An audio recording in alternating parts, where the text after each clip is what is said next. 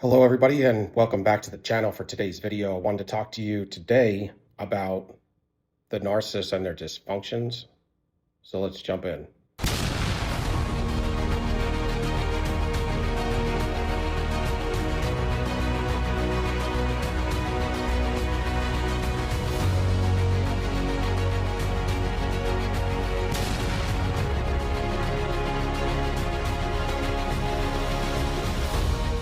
What really undermines the relationship with you and the narcissist is, well, a couple of things.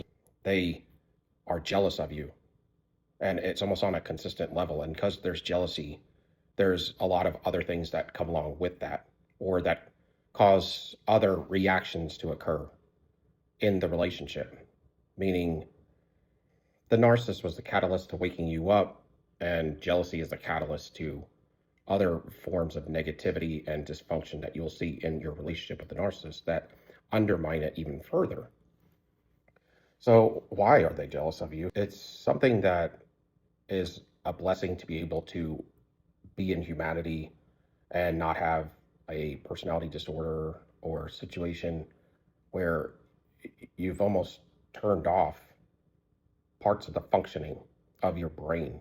And it's not even like it was the bad parts that were shut off. It was all the good parts. And the narcissist is convinced that the good parts that are shut off are to their benefit when it's really to their detriment. And they're just convinced of this. You don't have creativity, you don't have common sense, you don't have your inside voice or your innate spirit. And the 9 fruits of the spirit: love, joy, peace, kindness, gentleness, goodness, long suffering, good self-control, goodwill towards others, all these types of things. They also are catalysts to leading to being non-apologetic, not able to forgive, not able to give a true apology, and everything that they run in becomes toxified. It's so toxic that nobody can stay with them very long. Then, to make things worse, they're impulsive. But I think part of the reason why they're impulsive is because the dark energy knows nobody could stay with them long anyway. That's one reason. The other reason is they want to get their lusts fulfilled, and they also hate humanity. So they have to take down as many humanity sources that are putting out high vibrational energy and love, forms of love to the world, and bring that vibration level down in the world so they can plant fear and perpetuate that, because that's what terraforms this world system for the dark energy to feel comfortable. That's why you'll see there's climate issues. The food is somewhat fake and it's full of fat. The calories, one meal is like your whole daily intake of calories. So a lot of people are overweight and unhealthy, and all this stuff that they pump out there is fear and to pull your body down so that you're unhealthy, because that affects your spirit, and then your spirit down as well. And then they send out these soldiers here, these narcissists, to put lights out, to dim them, to keep them down, to keep them low. And this is what I speak of when I speak of the matrix, is what I'm talking about. To a toxic vibration, a toxic level. A lot of times, most of what you deal with, most of your friends, most of your family, and the people that do your biddings, those type of individuals are all going to be toxic as well. So you start to build a toxic foundation everywhere that you go, and your environment. And you perpetuate that to where when you do meet an individual that is high vibrational or is at the level of using and walking truly in authenticism, it's almost like we probably look toxic to them because they don't vibe like that. It's like being unequally yoked. And that's why a lot of times they become jealous and they have to put you down a few notches. And when somebody puts you down a few notches and is always degrading you, it's because they have self-esteem, self-worth issues of their own. But if you were to understand, or as all of you do, how the narcissist lives, they are very promiscuous. They have no truth in them. They're a complete lie, and they're always trying to get over on people and to put people down so that it builds them up. And in that process, they leave a trail of disaster behind them. And the reaping what they sow, the negative reaping, or their what the world would call karma, it just never ends with them. It's almost like they're running from it and trying to project it onto other people so that they can feel it instead of them, or they can reap some of their negative harvest. And just being connected to them, you reap a tremendous amount. Just being in a love partner relationship with them, you're getting 50% of it, and unable to get rid of it as easily as the narcissist does, because they've been dealing with it their whole life, and they took the class on narcissism. We didn't, so they know how to get rid of it a little bit better. Not that it's good for them either, because they always will have it just turn around and come back and collect in the backside of them, because everything has to happen that way. And that's why towards the end of their life, they all end up single and alone, and nobody wants them, not even their children. And they're all ragged and decrepit, and they're angry and have dementia. And that's typically how it goes. And they don't want to die. They're scared. They're scared to pass on from this world because they know what's coming when they meet their maker. So they have no future like you do. That's why they're jealous. They can't operate in the fruits of the spirit like you do. They don't have any intuition or inside voice. They don't have their innate spirit, so they can't meet with God. And they just have no ability to do goodness. Now, maybe they didn't care at the time that they made this covenant with the negative energy when they were a child, or decided to put down love for good and cross that line of demarcation to where they can't come back. When you can't find a narcissist anywhere in the world that's been healed, with all of this media sources that we have, we would see if there was a way for them to get fixed, we would know it. And we would be sure of it. But the people that claim to be self-aware, yeah, they're self-aware, but they're not able to operate in the love sectors, nor will they tell you anything about God. And a lot of times they joke around and make it a mockery on their stage or their platform like it's a joke, and it's not a joke, y'all. So they get jealous of you because you have all these things, and sometimes we see some good attributes in them or good qualities that they either have but they don't use, or they have and they use for evil instead of using it for good. And they have a lot of opportunity in their life, and they draw a lot of good people to them. They just wreck everything. And even when you want to help them, it destroys you more. Even when you want to love them, that love energy, they run it through their factory and turn it right back around and slap you in the face with it and beat you up with it. They'll put you on the ground with your own energy of love. I mean, who do you know that does that? So they're not always per se jealous, but they are jealous when either they meet you after the infatuation leaves, or during some time in the relationship after the infatuation disintegrates, or they get bored, or they get impulsive. Then they get jealous because they can't live to the standard that you can. They can't operate like you can, and it comes easy to you compared to how they have to handle it. They have to fake it, which takes tons of energy, and it's fake, so it's not even true. So this is when the jealousy pops up, and this is when they hit you hard and put you down, and then they devalue through that jealousy. They gaslight you, cheat on you, sabotage you. They will do that dupers situation on you where they cheat on you and they know it and you don't know it, and they get off on it. It's like a preemptive to the discard. So they always have something on you just in case, or just if they want to devastate you some more, they'll just pull it out and tell you how they cheat on you with your best friend, or with your neighbor, or who knows, your brother. These guys, there's nothing that you can put past them. They have no standard. And when they come into your life, they take all your boundaries down, so you have no standard. Except they put rules and they put bondages on you. So they drop all your standards so that you can enable them. But then they bind you up with rules by isolating, by telling you what you can and can't do, or how much money you can and can't spend. Always keeping tabs on you like GPS, and always giving you a hard time when you're just trying to have normal conversation. You're always somehow slighting them or flirting with somebody. You just feel like at some point that you just want to just shut up. You just want to go quiet. Because these individuals will fight even when you're not saying a peep, because then it's some other issue, like your silent treatment and thing them or something, who knows. These are all because of the way that they feel, because they feel that you are above them, which you are technically. Because I would never say this in regular humanity, but when it comes to the narcissist, when you can't operate in the fruits of the spirit, then I can't take away from that. We are above them. We're on a higher level, a higher plane, and we're doing better than they are, period. It's a fact. They don't like that, so they like to beat you down to where you're below them somehow, some way, usually in spirit and vibration, and try to fractionate your soul. They ultimately want you to disconnect from your spirit, man, or make you a zombie, and that's kind of what they start to do.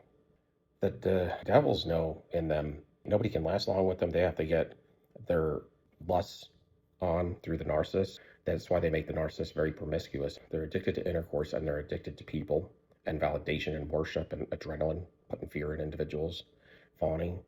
They stalk to check on their sources of supply to make sure they're down on the ground, and or heat checking them to see if they can come back or where they stand with the sources of supply to make sure they're not with anybody. But ultimately they want to heat check them. They want to check on them, make sure they're below them still, not doing better than them. Or if they are, they got to come back and put them down again and siphon all their identity back off of them and all their finances and funds and fruits. And then they leave again. The quicker that they can siphon it off of you, the quicker that they will leave. So if they can get used to being efficient in doing it, and you allow your energy to get stolen faster, then they're even gone faster. Because there's no reason to stay with you once your energy is gone. Once you're tapped out, they got to go. They can never give equal reciprocity or never give positive reciprocity. So they're jealous. So that also causes them to do things like cheat. So they duped you, to compete with you. They can never be in a union with somebody where we're on a team. See, a relationship is a team. It's a team effort. We save together, we spend together, we spend our personal time together, we have hobbies and things we like to do together, but we also can do things separate because we trust each other.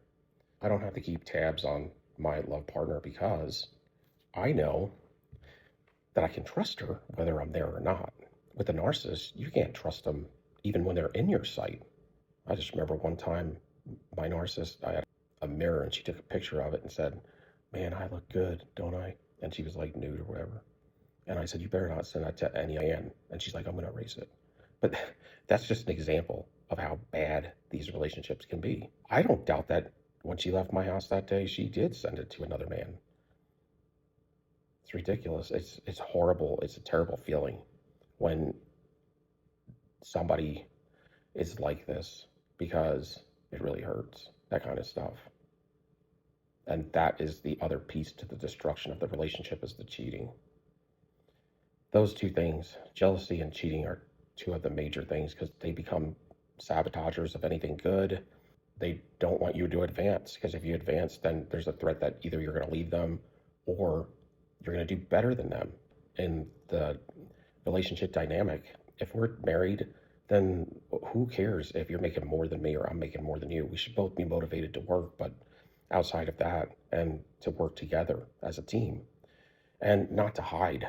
It's something the narcissistic family also instills in both the narcissist and the black sheep, which is hard to break from, is to make yourself transparent. Even if it's nothing bad that you're doing, you'll find yourself sometimes hiding it. And that's not good.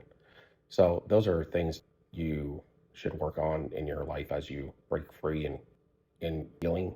A piece of the healing is to function properly. It's just good to be completely transparent. You should feel comfortable doing things in private that you do when your love partner's there too. And sometimes you'll find that you're not even doing anything wrong, but what you are doing, when you were a child, you might have got shamed for it. It could be eating cake or something. So you may hide this and you'll be like, this is stupid. But you'll find yourself doing that because you're used to being shamed if you were to do it around your caregiver. So you'll hide it when you become an adult. I mean, it's weird. Some of the things that you'll find yourself hiding after you're healing, they're not even bad things. They're just things from childhood. You just want to get to where you don't have to hide anything. You want to be transparent. And the narcissist ends up hiding everything. And that's why they want no ways for them to be vulnerable. So they want complete independence, which they're completely codependent. They want to rely on nobody, but they rely on everybody, because they would have a narcissist collapse without people. Then they want to be a go it alone. And that's what they try to do. And to have no vulnerability at all. There is no way that you can injure them. That's what they want. They want zero ability for you to injure them.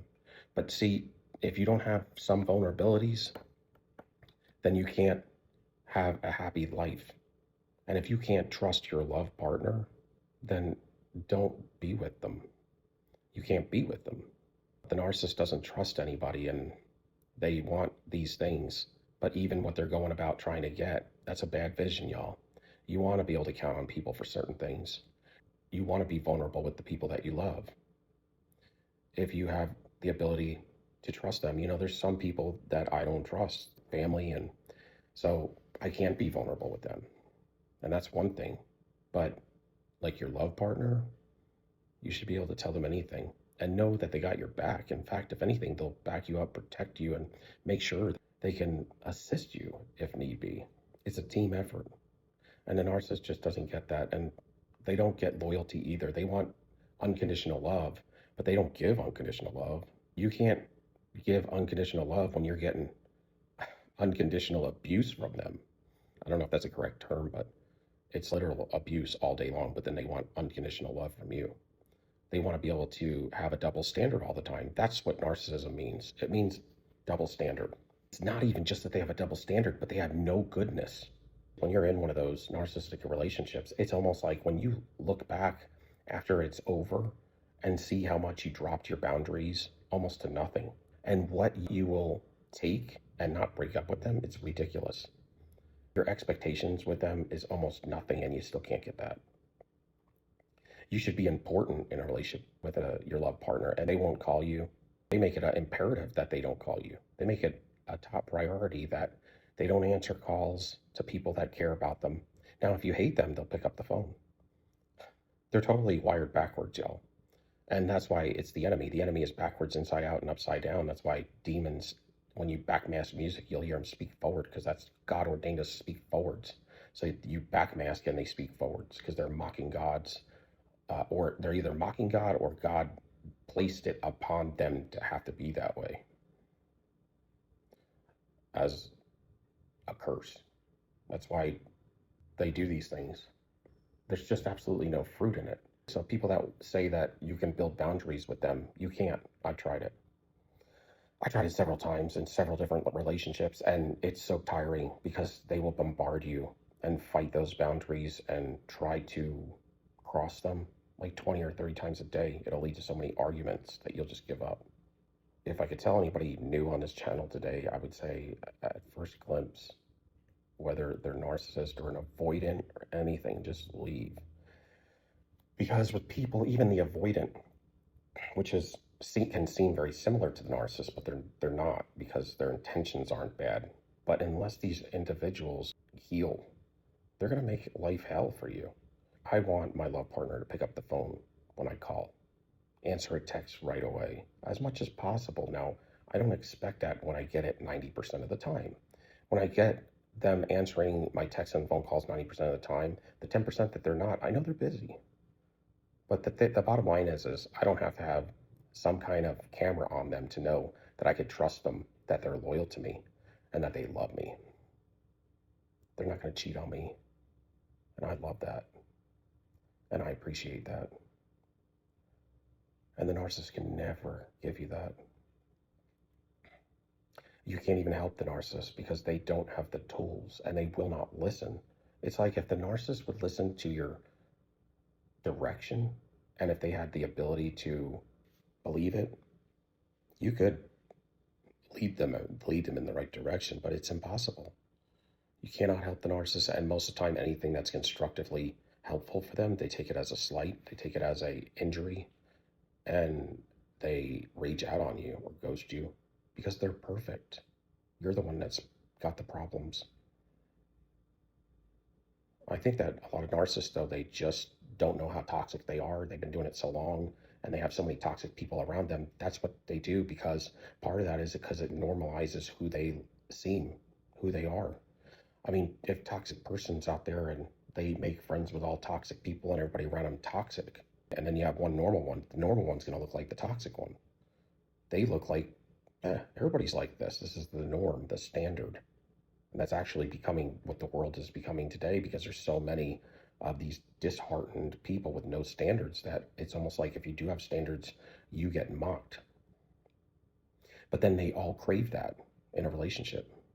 But then when they get it, they treat it like crap and demoralize it, because they, in all actuality, they hate goodness, and they hate you too. Thank you for watching.